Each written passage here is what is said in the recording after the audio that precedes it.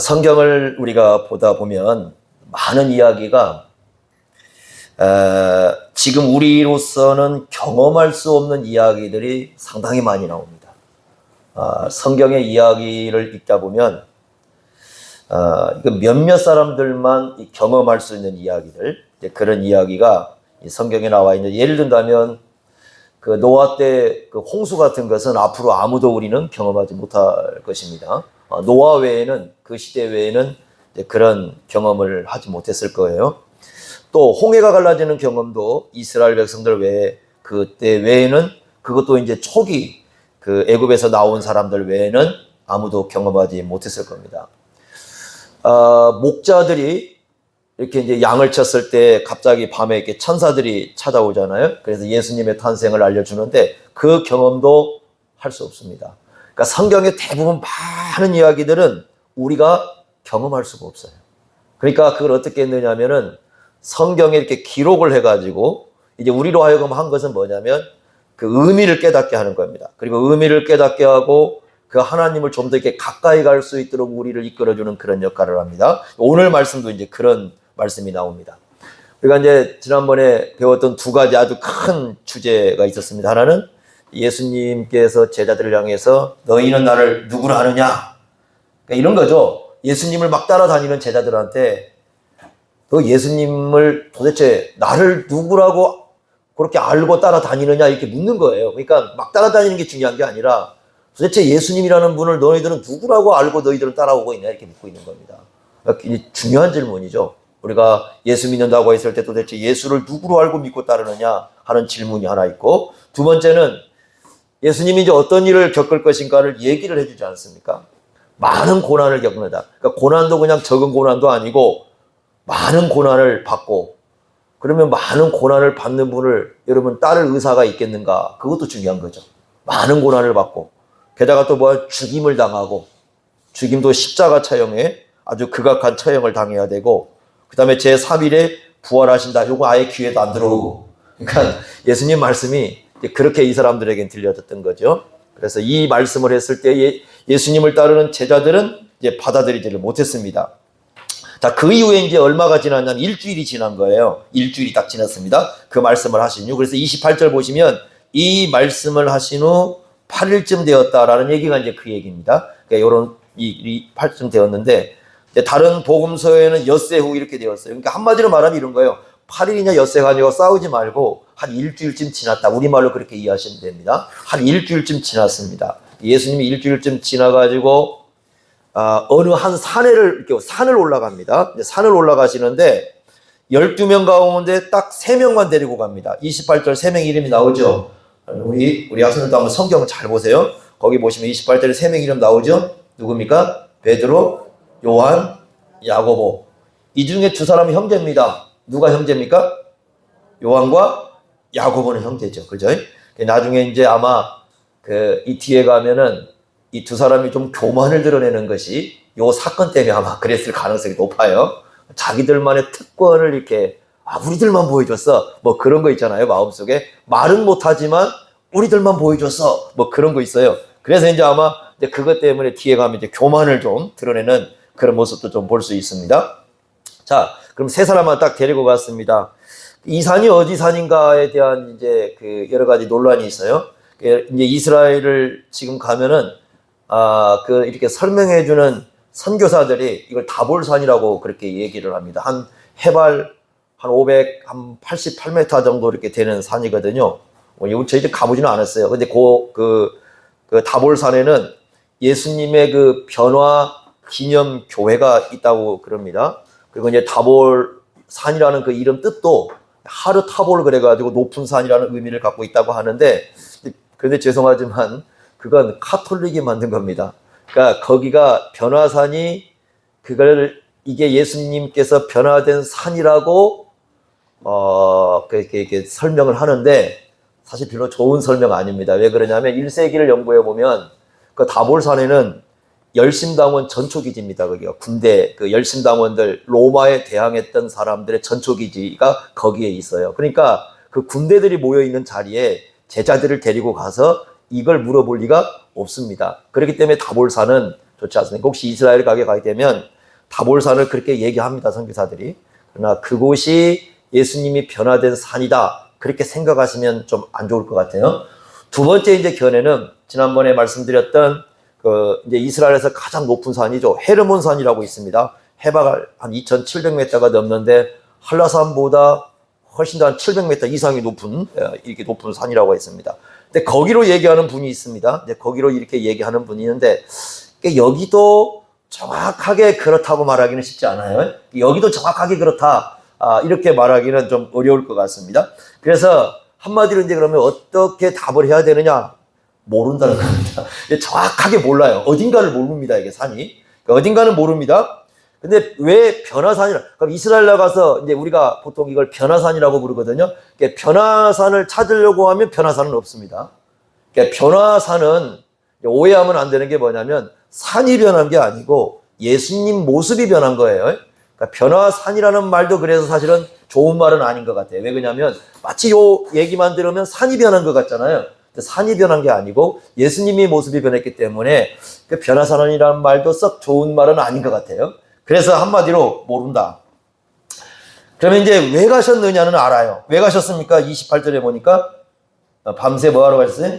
기도하시러 가셨어요. 그죠?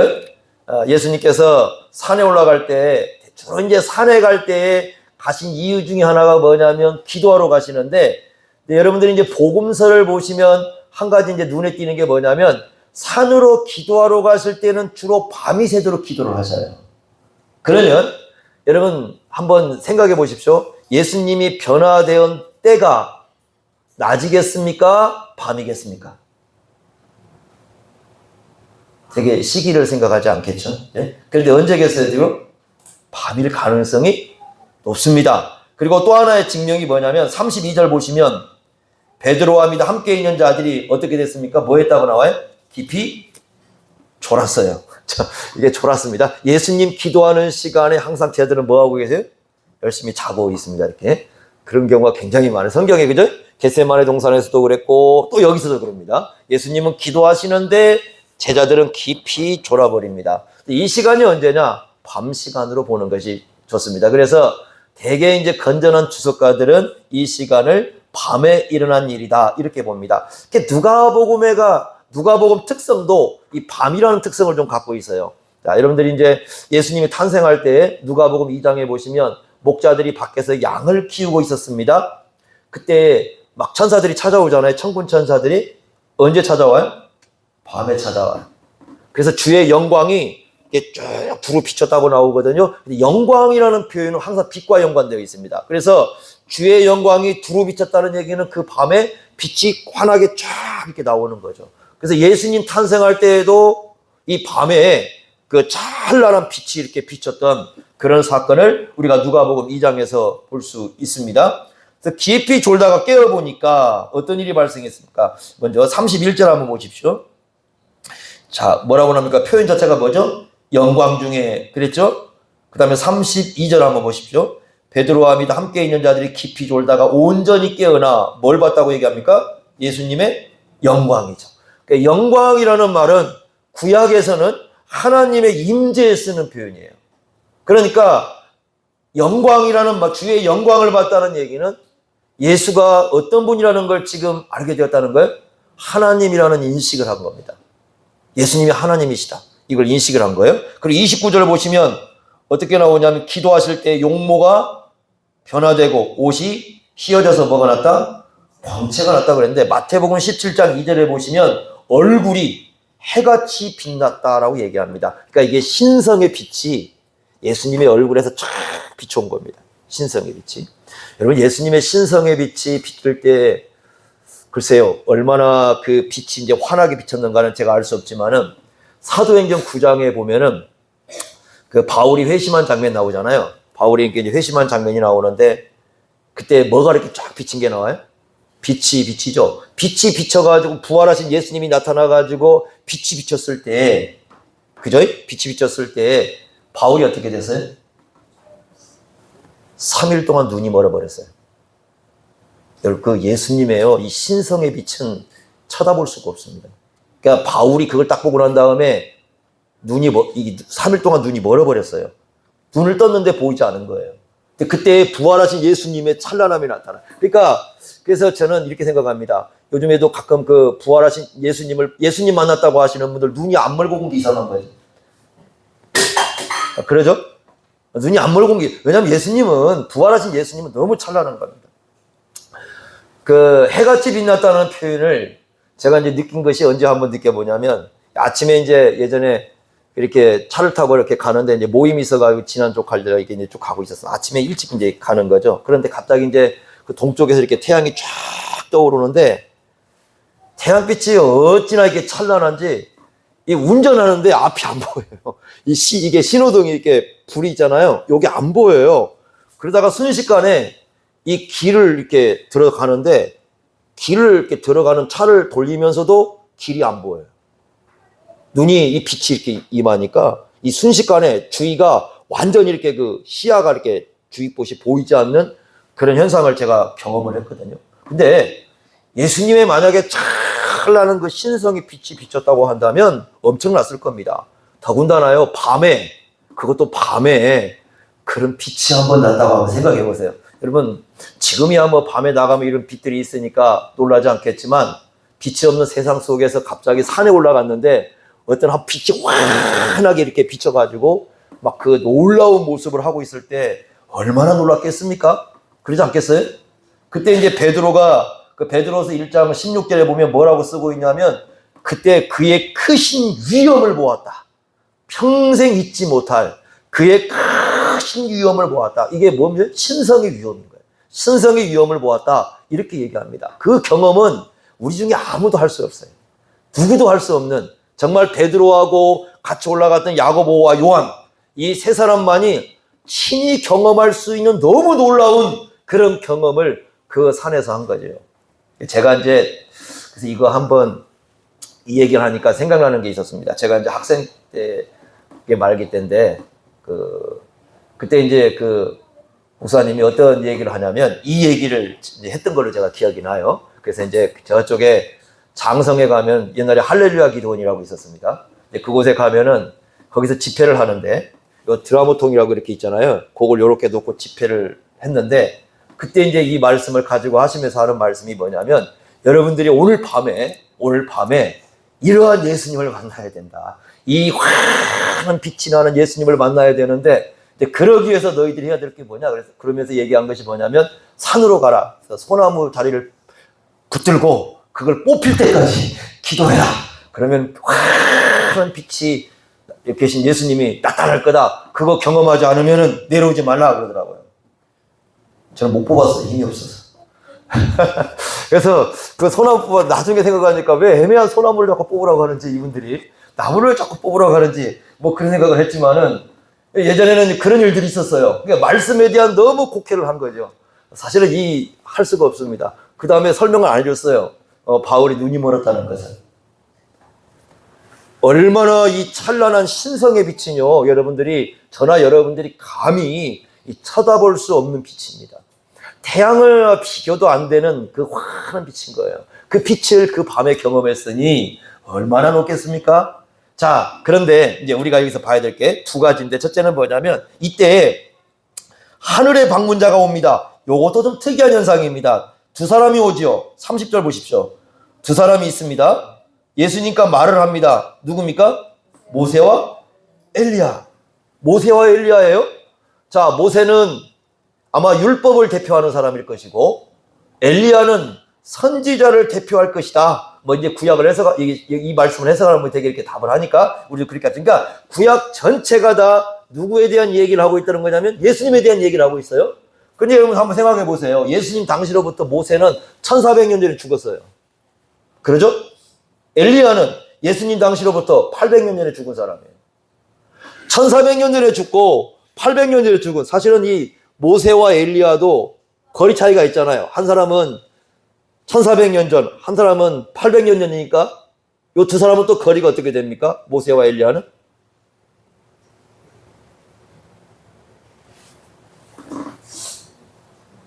예, 어떻게 되죠? 600년이에요, 600년. 맞습니다. 600년 거리가 있어요. 그러니까 600년 거리면 조선 역사가 500년이거든요. 500년 조선이 세워졌다가 망할 때까지가 500년 역사니까 엄청난 거리잖아요. 그죠? 고려도 500년 역사죠. 이렇게 뭐 고리고리 역사입니다. 그런데 그 거리거든요. 이렇게 떨어지는데 그 모세하고 엘리야 두 사람이 쫙 하고 예수님께 나타난 거죠. 그런데 이게 신기하지 않습니까? 자, 이 사람들은 몸을 가지고 있는 사람이에요? 아니면 영혼 상태로만 있는 사람들이에요? 네? 어떻게 됐을까요? 아니, 그렇잖아요. 엘리야는 뭐 또 안 죽었다고 올라갔다고 하니까 또 그런다 하지만 모세는 어때요? 죽어가지고 묻었으니까 몸은 다 어떻게 돼요? 썩었죠? 두 사람이 내려온 거죠. 그러면 영혼 상태로 내려온 거예요? 그냥 일반 사람 상태로? 영혼 상태로 와도 또 그렇죠. 왜냐하면 사람으로 봤으니까. 그러니까 이건 이렇게 봐야 돼요. 구약에서 보시면 하나님이 일시적으로 사람 형태를 갖고 오죠. 그래, 안 그래? 그러죠? 그리고 사람들 가끔 그 천사들도 그런 경우가 있죠. 이 경우도 아마 비슷한 경우라고 봐야 돼요. 그러니까 이게 진짜 예를 들면 우리가 생각할 때 이 몸을 가지고 영원히 살고 있다 이렇게 생각하시면 안 되고 일시적으로 아마 하나님께서 특별한 역사를 해서 이렇게 좀 보여주지 않았을까 보이는데 이제 그것보다 이제 중요한 거예요. 근데 이 사람은 보세요. 베드로와 요한과 야고보는 모세와 엘리야를 본 적이 있어요? 없어요? 한 번도 본 적이 없어요. 그러죠? 어떻게만 들었어요? 그냥 구약 성경을 통해 듣기만 했죠. 그런데도 불구하고 저 사람 딱 보고 나서 저 사람 모세다, 저 사람 엘리야다 이렇게 얘기를 합니다. 어떻게 그렇게 알아들었을까요? 한 번도 본 적이 없잖아요. 여러분 한번 200년 전에 죽은 조상 얼굴 짱하고 나타나면 알아볼 수 있어요? 네? 내가 이 시대 할아버지다 뭐 그러면 할아버지 그럴래요? 아무도 그럴 수 없잖아요. 여러분 그 예수님으로부터 모세가 1400년 전에 죽었다는 얘기는 베드로부터도 1400년 전에 죽은 거예요. 그러죠? 엘리야도 몇 년 전에 죽은 거예요? 한 800년 전에 죽었던 사람들. 800년 전에 죽고 1400년 죽은 사람이 짱 하고 나타났는데 딱 보니 모세네? 엘리야네? 이러고 있는 거죠. 그러면 이것도 참 신기한 현상이겠죠? 그 순간에 그걸 알아볼 수 있다는 게. 그래서 아마 모습을 보고는 못 알아봤을 거예요. 그러니까 두 사람은 딱 있는데 요게 모세다, 요게 엘리야다라고 느꼈던 이유는 뭐냐면 아마 그 말하는 걸 통해 느꼈을 거예요. 말하는 걸 통해서 보니까 저 사람은 모세네. 왜요? 모세를 익숙하게 알려면 뭘 알아야 돼요? 모세 오경을 알아야죠. 그러니까 창세기부터 신명기까지의 말씀을 익숙하게 알아야 모세네 이렇게 되죠. 그래 안 그래요? 그 다음에 엘리야 이야기는 마찬가지죠. 선지자 그 아합 시대를 좀 알아야 되겠죠. 저 사람 엘리야네? 아마 이 사람들이 알아보는 것이 조금 이제 그런 얘기를 통해서 이제 알아봤을 텐데 주제가 똑같아요. 주제는 무슨 얘기하고 있습니까? 거기 한번 보세요. 31절 보십시오. 영광 중에 나타나서 장차 예수께서 예루살렘에서 뭐한다? 별세하신다. 구체적으로 지명을 얘기합니다. 예루살렘이라고요. 자, 특별하죠. 그 다음에 별세라는 말은요. 이게 헬라어로 엑소도스입니다. 엑소도스가 무슨 말인지 아시죠? 우리가 잘 아는 출애굽기입니다. 출애굽기 엑소도스잖아요. 출애굽 역사. 그러니까 지금 역사를 딱 얘기하는 거 들어보니까 출애굽의 역사를 얘기하고 있다. 그러면 지금 앞에서 우리가 한 일주일 전에 무슨 얘기를 했습니까? 예수님께서 십자가로 죽으실 걸 얘기했어요. 자, 여기서 하는 작업은 뭐냐면 모세가 와가지고 엘리야 와가지고 하는 얘기는 그때 예수님이 하신 말씀을 확증시켜 주는 겁니다. 그러니까 일주일 전에 얘기했던 지금 이 베드로도 못 믿고 쟤들 다 못 믿고 있었잖아요. 그랬는데 이 두 사람이 옴으로써 이건 구약에서 예수님의 죽음이라는 것은 구약에서 예언했던 거라는 사실을 확증해 주는 사건이게. 그러니까 예수님은 반드시 어떻게 한다는 거예요. 그래서 예루살렘에서 죽는다는 거예요. 가서 죽는다. 이게 하나님의 계획이다. 이건 언제부터 예언됐다? 1400년 전에 모세를 끌어온 것은 모세 때에도 예언이 되었고 800년 전에 엘리야를 끌어온 것은 엘리야 때도 예언된 거다. 예수님이 갑자기 죽는 게 아니에요. 이미 구약에서부터 오랜 시간 속에서 예언해왔던 그 사건인데 그 사건이 예수님 안에서 일어날 것이다. 이렇게 얘기를 하는 겁니다. 이런 거 있잖아요. 우리가 이제 이렇게 하다 보면, 가끔 그 점쟁이들이 점을 칠 때 장점 그래요. 어떤 사건이 딱 발생하잖아요. 그럼 이런 얘기합니다. 내가 첨쳤던 거라고 얘기하는데, 근데 왜 그 전에는 얘기를 안 해요? 꼭 사건 발생하면 내가 첨쳤다 이렇게 얘기를 하거든요. 이상하잖아요, 이 사람들. 그죠? 아마 사람들이 한 50년 전에 누군가가 예언을 했습니다. 야, 그때 무슨 일이 있을까요? 라고 얘기했었습니다. 여러분들 놀랍잖아요, 그거? 제가 중학교 때 저희 교감 선생님 한 분이 한 번씩 나와서 이렇게 특강을 해줬습니다. 근데 어떤 얘기를 했냐면, 저에게 이런 얘기, 그때 당시에는 삐삐도 없었고, 그런 시대 아닙니까? 뭘로 이렇게 다이얼 돌리고 막 그런 시대였잖아요. 그때 어떤 얘기를 해주냐면, 우리가 뭐였는데, 앞으로 여러분들은 들고 다니는 전화기가 나올 거다 했습니다. 그래서, 저거에 무슨, 들고 다니는 전화기라니, 저게, 뚱딴지 같은 소리를 저렇게 하나? 제가 그때 기억한 거 두 가지예요. 하나는 뭐냐면, 라면 스프 먹지 마라. 라면 스프가 몸에 굉장히 안 좋으니까 그렇게 먹지 말라고 교감 선생님이 강조를 했었습니다. 또 하나는 뭐냐면, 들고 다니는 전화기가 나온다는 거예요. 그래서 에이 무슨 들고 다니는 전화기가 나와 그랬었거든요. 그런데 지금 여러분 다 전화기 어떻게 하고 있어요? 근데 그게요, 제가 중학교 때니까 오랜 시간이 아니에요. 그래서 제가 그 교감 선생님 참 대단하다 지금도 그 생각을 하고 있거든요. 그걸 얘기했었어요. 또 제가 신대원을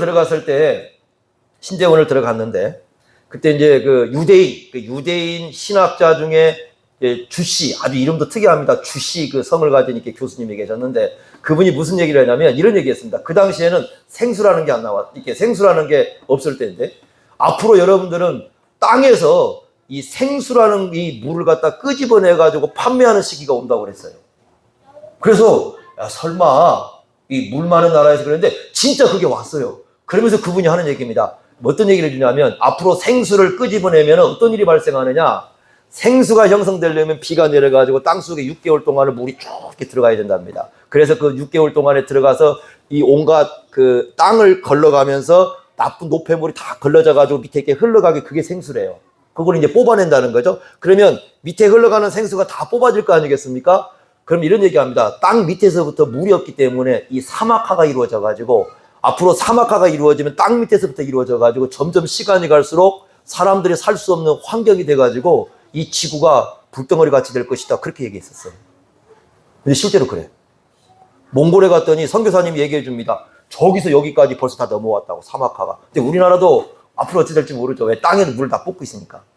그게 지금 생수는 그래서 6개월이 지나는 생수여야 되는데 그러지가 않은 거지. 근데 인조로 만들 수도 있는 거고, 이게 어떻게 오는지도 모르죠, 여러분. 생수라고 마시고는 있지만. 근데 그것도 이미 그때 당시에 제가 신대원 갔을 때인데 그때 그 얘기를 들었었어요. 그래서 설마, 그런데 진짜 그게. 그래서 우리가 한 30년 전, 한 40년 전에 선생님이 얘기하고 그분들이 얘기했던 것도 놀라운 거예요. 지금 이루어진 거 보죠. 그죠? 그런데 예수님이 오시는 것은요, 800년 전에, 1400년 전에, 더 오래 전부터 이게 예언되어 있어요. 근데 아무도 안 놀래. 그렇지. 그래서 성경을 보면 놀라야 될 거 아닙니까? 아니, 어떻게 1400년 전에 예언했던 게 지금 이루어졌으며 800년 전에 예언했던 게 지금 이루어졌는지, 그것도 한두 마디 한 게 아니라 성경의 주절주절야 구약을 보면은 그 예언들이 가득 차잖아요. 그게 이루어진 거잖아요. 그것도 예수님이 십자가에 죽는다는 게 예언이 되어 있단 말이에요. 그러니까 갑자기 죽은 게 아니라 그렇게 죽었다는 게 이미 예언이 되어 있단 말이에요. 그런데 사람들은 성경을 보면서 안 믿고 싶은 거예요. 믿고 싶지가 않은 거예요. 이미 이루어졌는 걸 보면서도 믿고 싶지 않은 거예요. 그러니까 성경을 보면서도 예수님에 대해서 멀리하는 겁니다.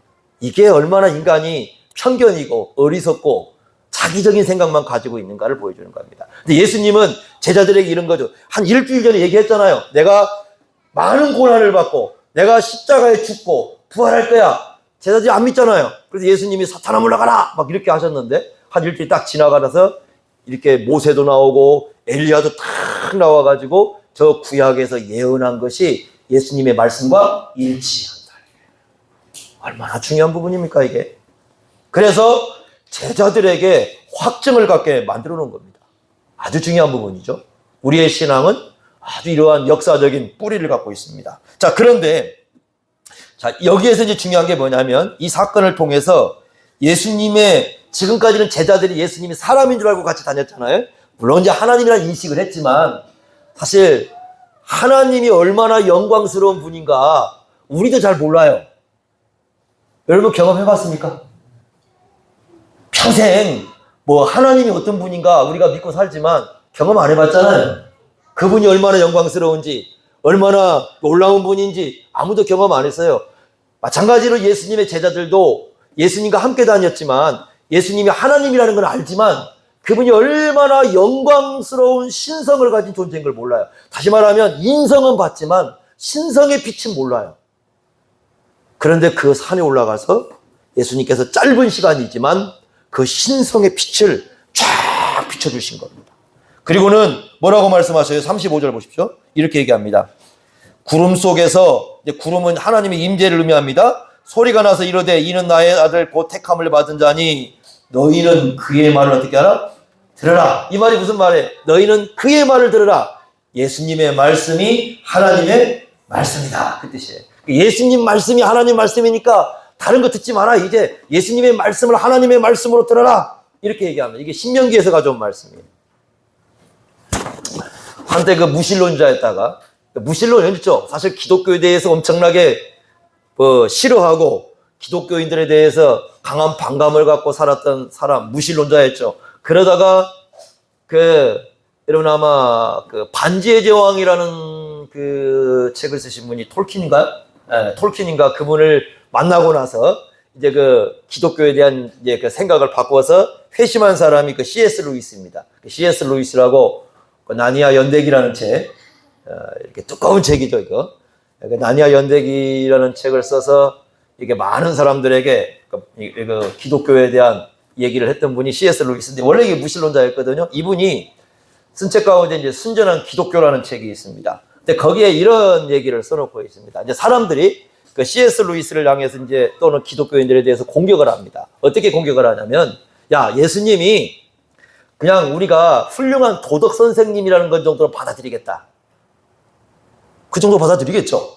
야, 뭐 일반 학교 가면 도덕책에 그렇게 배우니까 그냥 훌륭한 도덕 선생님 정도. 그래서 공자나 소크라테스나 뭐 맹자나 뭐 석가모니나 뭐 이런 정도로 해가지고 그냥 훌륭한 도덕을 가르치는 선생 정도로는 받아들일 수 있겠다. 그런데 예수님이 하나님의 아들이라는 거 못 받아들이겠다. 이렇게 사람들이 이제 공격을 했어요.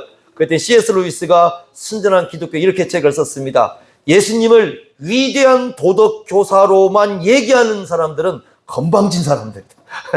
아주 허튼 소리를 하고 있다. 건방지다는 말이 뭐냐면 성경 알지도 못하고 까불고 있는 사람들이다.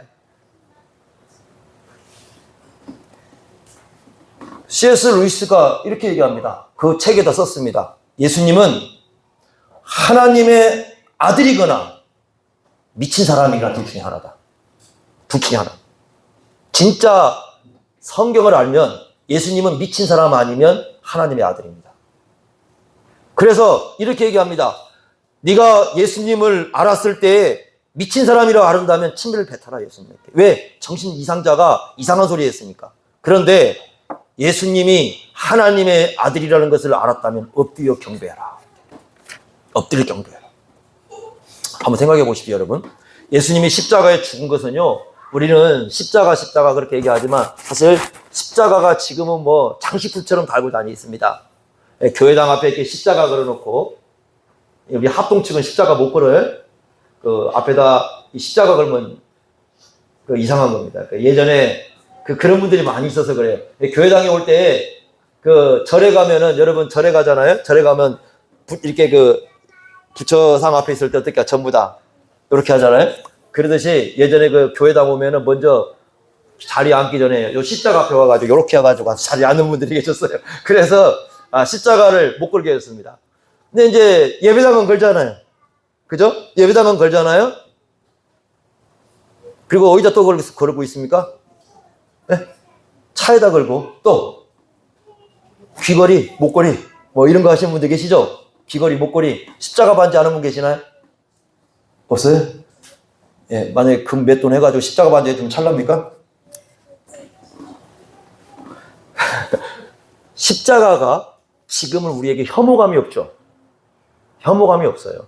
우리는 그냥 십자가 들으면 그래 당연하지 아마 이렇게 생각할 수 있습니다. 그리고 심지어는 어떤 사람들이 있느냐, 저희 교회당에는 제가 십자가를 갖다 이 종탑을 안 해놨어요. 예전에 십자가 종탑이 있었는데 태풍이 와가지고 이제 그 한참 이게 십자가 종탑이 무너져가지고 옆집 이렇게 치고 이제 그래서 다 뜯어버렸어요. 앞에 있는 거, 여기 무화과나무 있잖아요. 무화과나무. 거기 십자가 종탑이 있었어요. 그래서 완전히 다 뜯어버렸습니다. 왜냐하면 올라가 보니까 나사가 좀 이 문제가 좀 될 것 같아서 넘어지면은 그래서 다 뜯어버렸어요.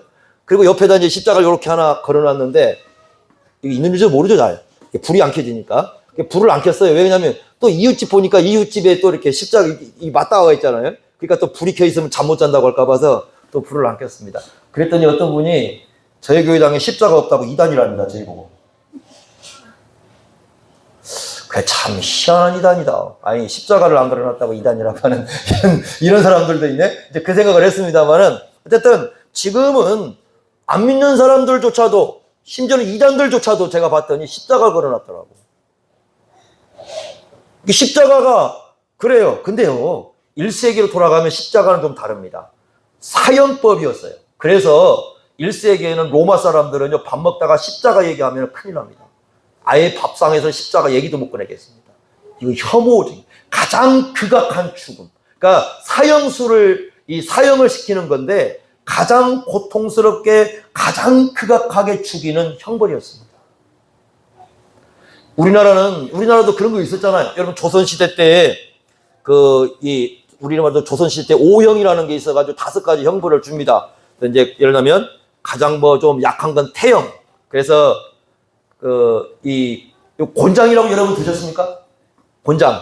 이 곤장이라는 게 장형이라고 부르는 건데 태형은 요 장형보다 조금 약한 거죠. 그래서 그 태형을 맞는 거, 그 다음에 좀 이제 무거운 그 사람들은 곤장 맞고, 곤장도 그냥 여러분 한 대, 2대가 아니라 50대, 30대, 100대 막 이렇게 맞습니다. 그러니까 그 곤장 맞기 싫으면 또 돈 내고 막 이런 게 조선시대에 있었잖아요. 그 다음에 도형이라는 건 뭐냐면 곤장도 맞고 옥살이도 하고, 곤장 한 50대 맞고 옥살이 한 1년 하고 뭐 이런 게 이제 도형이라는 것이고, 그 다음에 이제 그 유배형이라는 게 있습니다. 유배형은 멀리 이제 떠나 보내는 거죠. 우리가 귀양 보낸다는 건데, 이게 귀양을 이제 보내는 건데 멀리 보내는 겁니다. 그래서 이제 전라남도 가게 되면은 남해 쪽에 이렇게 들어가다 보면 거기 유배문학관이라도 있습니다. 이렇게 전라남도 쪽은 이제 많이 유배를 오지 않습니까? 저 강진 같은 데 가면 정약용도 선생님들이 그쪽 유배를 오고 많은 유배를 옵니다. 그 다음에 이제 가장 안 좋은 형벌이 이제 사형이라는 거죠. 사형인데 사형 방법도 여러 가지예요. 여러 가지입니다. 이제 잘 안 써먹는 방법이지만 이런 방법도 있습니다. 살수형이라고 하죠. 살수형. 살수형은 사람을 물에 빠뜨려 죽여버리는 거거든. 그 다음에 화형. 화형은 이제 불에 태워서 죽이는 거죠. 주로 이제 화형을 당한 사람은 어떤 사람이었냐면 마법을 행하거나 조선시대 때 이제 주술을 행하거나 이런 사람이 범죄를 하면 화형을 시켜버립니다. 근데 가끔 그런 게 있답니다. 그건 제가 모르겠는데 생매장을 시키는 경우가 있답니다. 사람을 그냥 산채로 땅에다 넣어놓고 묻어버리는 거예요. 생매장도 있답니다. 그런데 아마 여러분들이 사극에서 잘 보는 건 뭐예요? 주로 이렇게 망나니들이 나와가지고 칼 들고 나오잖아요. 그래갖고 어떻게 합니까? 술 한번 딱 먹고 푹 뿌려가지고 이렇게 쫙 이렇게 돌려가지고 무릎 꿇기 이렇게 죽이는 거죠. 요걸 이제 참수형이라고 이제 부르는 건데, 근데 이 사람들이 왜 중요하냐 하면 칼이 잘 드는 게 아니에요, 옛날에. 그러니까 사람을 죽이는데 칼로 쳤는데 안 죽은 거예요. 이게 한 번에 베어야 되잖아요. 이게 안 되는 거예요. 그러면 죽는 사람이 이거 한 번에 죽어야 그나마 고통이 덜하는데 쳤는데 안 죽어보세요. 이거 힘들잖아요. 그래서 이제 망난이라는 걸 세워가지고 한 번에 죽일 수 있는 참수형을 만든 거죠. 능지처참이라는 거 들어보셨습니까? 이제 요게 십자가형하고 좀 비슷합니다. 능지처참이라는 것은 서서히 고통스럽게 죽이는 거잖아요. 그래서 어떻게 죽이냐면은 팔 2개와 발 2개를 이 소나 말이나 동물에 묶어가지고 사방에서 이렇게 서로 이렇게 끄시잖아요. 그러면 서서히 어떻게 되겠어요? 온몸이 찢겨져 나가가지고, 그래 놓고 사람이 찢겨지고 하잖아요. 그러면 또 이제 찢겨진 몸을 갖다가 또 6조각, 8조각을 내버려요. 그래서 능지처참을 당하면 굉장히 불행합니다. 그나마 저 위에 계신 분들은 그 사사라는 거 있습니다. 그 사약을 내려서 이제 죽이는 방법이 있고, 부관참시라는 것도 있습니다. 부관참시인데, 이제 사람이 이제 이렇게 죽었어요. 땅에 이제 묻어놨잖아요. 묻어놔가지고 시신을 장사질 했는데, 생각하니까 열받아. 그러니까 무덤을 다시 파가지고 그 시신을 다시 또 이제 잘라내는 이런 짓을 하는, 우리 말기에 이렇게 조선 말기에 막 나라가 기어갈 때 김옥균 선생님 같은 분들이 이제 그런 부관참시를 당했잖아요. 묻어놨는데 다시 꺼내가지고. 그런 분들이 또 있습니다. 우리 성경을 했던 위클리프 같은 분들이 옛날에 성경을 갖다가 영어로 번역했잖아요. 영어로 번역했다고 로마 카톨릭이 그 무덤에 이미 묻어놓은 오래된 사람을 다시 끄집어내가지고 화형시켜버렸어요. 아주 이런 처참한 형벌이 많습니다. 자, 예수님이 죽었어요. 십자가에 죽었습니다. 가만히 왜 죽었느냐, 예수님이 십자가에 죽었어요. 근데 이 예수님이 뭐냐면 바로 조선시대에 어쩌 말하면 그런 사형수 같은 죽음인 거예요. 아까 얘기했던 그런 사형수 같은 죽음이에요. 그 중에서 가장 1세기의 처참한 죽음이에요.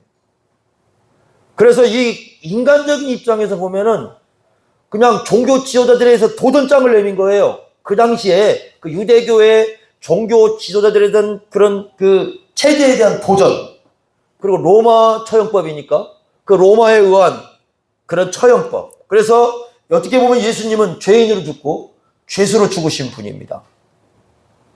여러분 한번 생각해 보십시오. 그렇게 사형을 당하신 분이 하는 얘기가 내가 하나님의 아들이야 이렇게 얘기하면 정상으로 보이겠습니까? 아니, 정상으로 보이겠네요. 십자가에 그렇게 1세기의 가장 처참한 사형 방법으로 죽으신 분이, 그리고 사람들은 다 죄인이라고 몰고 가고 이 종교 지도자들은 그렇게 죄인이라고 판명을 내렸고 로마에 의해서 그렇게 처형을 당한 분이 자기가 하나님의 아들이라고 했으니 여러분 이 사람을 바라볼 때 뭐라고 바라보겠습니까? 그래서 이분을 바라볼 때는 미친 사람이죠. 그렇게 얘기하면. 누군가가, 여러분 우리 한국도 한번 생각해 보세요. 누군가가 지금 사형수가 있는데 자기가 하나님의 아들이라고 하면 뭐라고 생각하겠어요? TV에 나왔어요. TV에 나왔는데 뉴스에 나왔습니다. 어느 날 누군가가 사형을 시켰어요. 한번 공개 사형을 시켰다고 생각해 보세요. 그런데 TV에 떴습니다. 뭐라고 떴느냐? 이분이 하나님의 아들이시다. 뭐라고 여러분 하려합니까? TV 보면서. 저거 미친 거 아니야. 다 이런 반응이죠. 예수님에 대해서 반응이 그랬던 거예요. 그래서 유대인들이 볼 때는 그래서 어떻게 봤느냐? 우리가 우상숭배자예요. 왜냐하면 그런 사형수를 예배한대요. 우리 기독교인들이 모여가지고. 그러니까 우상숭배자로 보인 거죠. 기독교인들.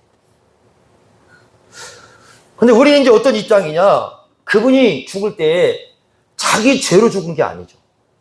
그 사람 예수님이 죄가 있어서 죽은 게 아니라 우리의 모든 죄값을 짊어지고 우리의 죄값을 치르기 위해서 친히 죽으신 분이시고 그분이 진짜 하나님의 아들이셔요. 그러면 만약에 이 믿음이 진짜로 우리 안에 있다면 자, 이제 성령이 역사할 때만 이게 있다고 그랬습니다. 어떤 현상이 발생하느냐? 예수님 아니면 구원이 없어요. 진짜 그렇지 않느냐? 이게 정말 중요한 겁니다. 그러니까 예수님 아니면 이제는 예수님이 하나님의 아들이시고 그분이 우리의 죄값을 짊어지고 돌아가셨다면 이분이 아니면 구원은 없습니다. 일반 세상에서 말하는 구원과 기독교에서 말하는 구원이 같을 수가 없어요. 또 이런 겁니다. 예수님을 예배하지 않으면 그것은 예배라고 볼 수가 없어요. 그래서 이런 겁니다. 예수님을 예배했을 때, 우리 예배를 드립니다. 예수님을 예배했을 때 예수님을 예배하는 것이 우상숭배가 되거나 아니면 예수님을 예배하지 않는 모든 종교는 가짜가 되는 겁니다. 저와 여러분은 어디에 걸었습니까? 우리가 파스칼이 얘기한 대로 도박을 했습니다. 우리는. 우리의 모든 운명을 거는 도박을 했습니다. 어디에 걸었습니까? 네? 예수님이 하나님의 아들이라는데 그렇죠. 그리고 오늘 주의 날이잖아요. 그 주의 날, 주일 그러잖아요. 그러니까 일반 사람들은 오늘 뭐라고 부릅니까? 일요일, 쉬는 날. 우리는 주의 날입니다. 그 주라는 말이 무슨 말이에요? 주일, 주의 날, 요 주라는 말이 바로 그 의미죠. 첫째는 우리가 로마서에 보면 예수가 하나님의 아들이시고, 이분이 죽으실 뿐 아니라 부활하셔가지고 하늘에 계시고 살아계시고, 그래서 이런 예수님, 부활하신 예수님을 중심으로 우리가 모여서 예수님을 예배하는 날. 그래서 여러분들이 그 초대교회 때 문서를 보면은 주일은 어떤 날이냐, 거기 주일날 모였는데 예수님을 예배하기 위해서 모였다, 이렇게 나옵니다. 예수님을 예배하기 위해서 모였습니다. 이게 주의 날이에요. 우리는 예수님을 예배하는 사람들이죠. 공적으로 모여서 예배하고, 또 어디를 가든지 우리가 예수님이 하나님의 아들이시니까, 부활하신 분이니까 우리가 그분을 나타내고 그분의 말씀에 순종하고, 예수님의 말씀이면 천하 누가 뭐라고 해도 안 들어오는 거죠. 예수님 말씀이 아니면 다른 아무리 많은 사람들이 어떤 얘기를 해도 우리 귀에는 안 들어오지만, 예수님이 말씀하시면 천하 인간들이 반대를 해도 그 말씀 앞에 순종하며 살아가는 것, 그게 누구의 모습이에요? 기독교인의 모습이죠. 그래서 뭐라고 했습니까? 예수님께서, 하나님께서 그의 말을 들어라. 예수님의 말씀이 들려요. 네? 예수님 말씀이. 전에도 말씀드렸지만, 제가 그 절에를 갔는데, 절에 갔더니 이제 이걸 틀어주잖아요. 이렇게 그 방송을 틀어주는데, 갔는데 이게 산에서 이제 그 틀어줄 때 낭낭한 목소리 들려오지 않습니까? 얼마나 그 멋진 얘기를 하는지 모릅니다.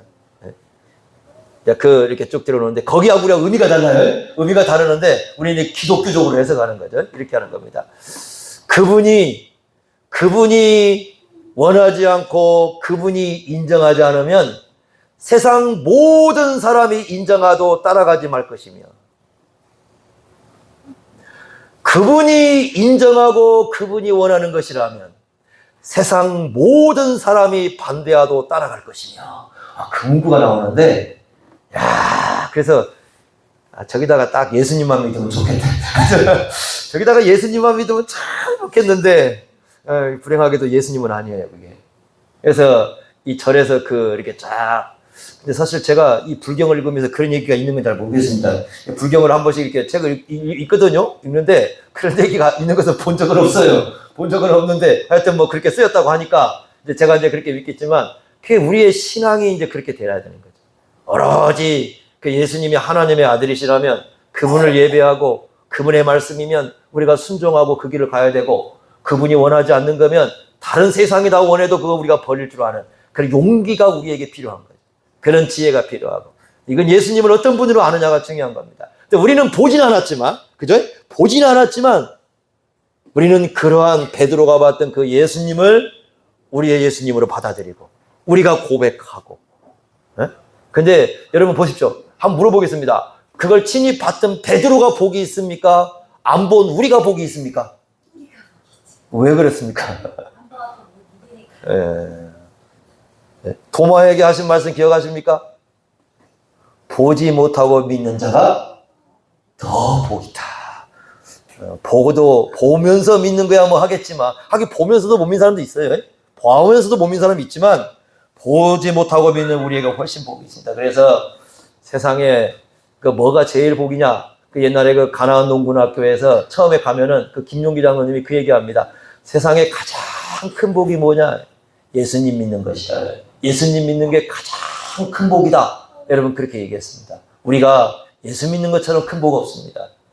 어쩌면 미친 사람으로 바라봐야 할 예수님인지도 모릅니다. 그런데 우리는 그런 분으로 바라보지 않고 우리를 위해서 모든 죄값을 치른 하나님의 아들로 고백했으니 얼마나 큰 이게 은혜고 복입니까? 그래서 예수님 믿는 것을 세상에서 가장 영광스럽고 가장 큰 복으로 알고 예수님 믿고 따라가는 사람, 그런 사람이 예수님 믿는 것이라는 걸 아시고 가장 큰 복된 자리에 있다는 것을 믿고 예수님을 따르시기를 바랍니다. 기도하겠습니다.